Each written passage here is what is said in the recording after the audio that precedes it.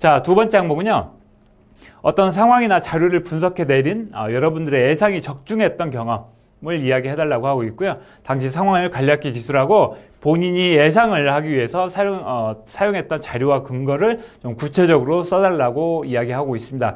이것은 여러분들이 어떤 일을 할 때 그 일을 성공시켰던 경험을 쓴다라고 생각하시면 돼요.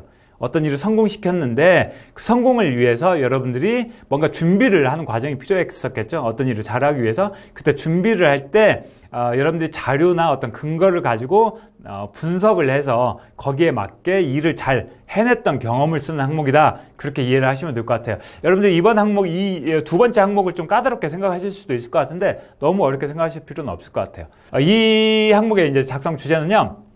여러분들이 어떤 상황이나 어떤 자료를 분석해서 좋은 결과를 만들어냈던 경험을 써주시는 거예요. 이런 예상, 이런 단어에 너무 매달리지 마시고 여러분들이 어떤 상황이나 뭔가 자료를 분석해서 좋은 결과를 만들었던 경험을 써주시는 항목이다. 이렇게 이해하시면 될 것 같고요.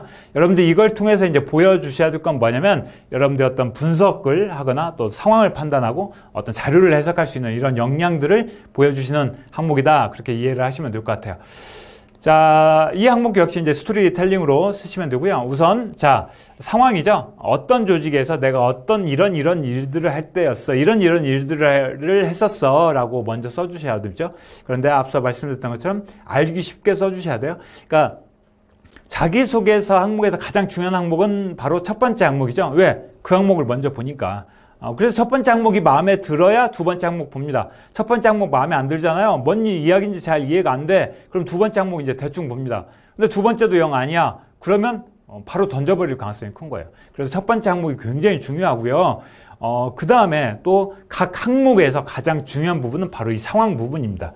이 상황이 좀 알기 쉬워야 돼요. 이해하기 쉬워야 된다는 거예요. 그래서 상황을 좀 알기 쉽도록 좀 정리를 좀 해주시는 게 필요합니다. 그래서 어떤 조직에서 이런 일들을 할 때였어 라고 이야기해 주셔야 되죠. 그 다음에 위기, 문제점이죠. 그런데 상황이 급변하거나 또는 예측하기가 어려워 또는 정확히 예측하는 게 왜 필요했는지 이런 것들을 이야기해 주시는 거예요. 그리고 또 자원 부족의 문제를 이야기해 주시면 좋을 것 같아요.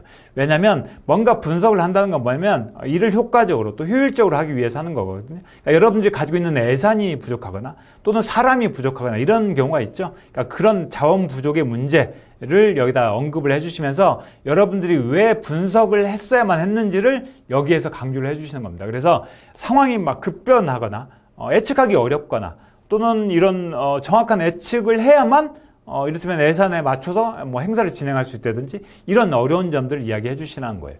그 다음에 이제 여러분들이 그걸 하기 위해서 어떤 자료나 근거를 활용한 걸 이야기해 주셔야죠. 그래서 어떤 자료, 어떤 근거에 따라서 이것을 분석했는지를 꼭 써주시고요. 이걸 이제 체계적으로 또 다각적으로 분석하는 모습을 보여주시는 게 좋을 것 같고요.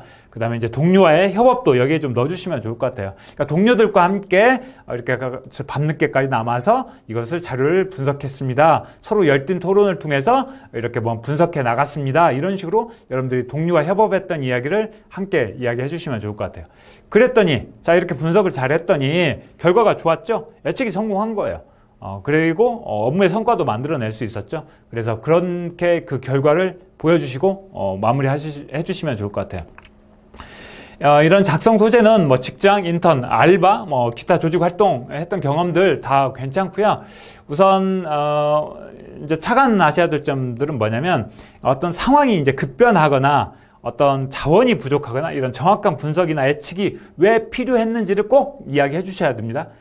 왜 내가 분석을 왜 하는 게 왜 중요했었는지, 분석이 왜 필요했는지 그런 부분들을 좀 이야기해 주시면 좋을 것 같아요.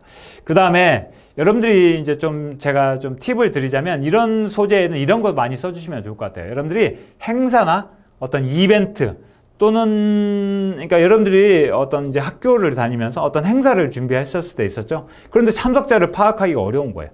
그래서 전년도에 몇 명이나 참석했는지 이런 자료를 가지고 또 날짜나 이런 어떤 휴일과 이어져 있는 이런 부분들을 같이 함께 분석하고 그런 것들을 이야기해 주시면 좋을 것 같아요. 또는 여러분들 이제 고객의 참가 있죠. 그러니까 여러분들이 뭔가 아르바이트나 뭐 이런 것들을 할 때 또는 이런 선호도, 그러니까 이런 것들을 뭐 예를 들면 이런 것들이 될 것 같아요.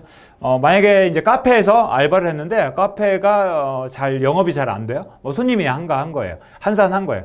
그래서 여러분들이 인근에 각 다른 카페의 메뉴를 조사하고 가격을 다 조사한 거예요. 그래서 새로운 메뉴를 만들었더니 그 메뉴가 대박 잘 팔리는 거예요.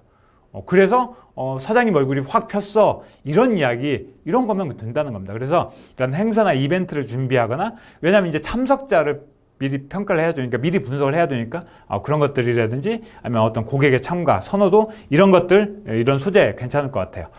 자, 그 다음에 여러분들이 이런 분석에 활용했던 자료나 근거를 좀 이해하기 쉽도록 좀 전달하는 게 좋은데, 이건 어떤 의미냐면 여러분들이 활용했던 어떤 분석을 하기 위해서 썼던 이런 자료나 이런 부분들을 언급을 해주시되 너무 깊숙이 들어가시면 더 어려워진다는 거예요. 그러니까 이게 읽는 사람의 입장에서는 이런 분석했던 자료를 너무 길게 쓰잖아요. 또 여러분들이 분석했던 방법, 그러니까 흔히 제가 좀 여러분들 한 가지 좀 주의하셔야 될 점을 말씀드리자면, 여러분들 가끔 이런 부분들 쓸 때 방법론에 빠지는 경우가 많아요. 그러니까 내가 이런 방법을 썼다는 걸 너무 길게 쓰는 거예요. 물론 방법을 써주셔야죠. 써주셔야 되는데 이 부분을 너무 길게 쓰시면 인사 담당자, 읽는 사람의 입장에서는 이 부분이 이해가 안 되는 겁니다. 잘 이해가 안 돼요. 왜냐하면 새로운 단어들이 계속 나오니까 읽는데 피곤한 거예요. 그러니까 이게 잘 전달이 안 되는 겁니다. 그래서 좀 이해하기 쉽도록 여러분들이 했던 이런 자료나 이런 분석, 이런 것들을 좀 이해하기 쉽도록 그렇게 이야기를 해주셔야 되고요. 그 다음에 여러분들이 이렇게 예측을 성공시켰잖아요. 그래서 이런 결과 부분에서는 예측을 성공했다는 이야기뿐만 아니라 플러스 어떤 게 필요하냐면, 그래서 뭐 참가자가 더 행사를 뭐 원활히 마칠 수 있었어, 행사를 깔끔하게 마무리했었어, 이런 식으로 여러분들의 어떤 성과까지 반드시 넣어주셔야 됩니다. 그러니까 1차적인 결과 플러스 2차적인 결과까지 함께 꼭 이야기해 주시는 거 잊지 않으시면 좋을 것 같아요. 자, 두 번째 항목 좀 살펴봤고요. 이 항목을 이제 제가 아까 말씀드렸던 것처럼 여러분들이 어렵게 느끼실 수는 있지만 너무 어렵게 생각하지 마시고요. 여러분들이 어떤 상황이나 어떤 자료를 좀 분석해서 예측을 해서 이런 걸 분석하고 예측해서 좋은 결과를 만들었던 경험을 써주시는 항목으로만 그냥 이해하시고 하나씩 틀을 잡아가시면 좋을 것 같습니다.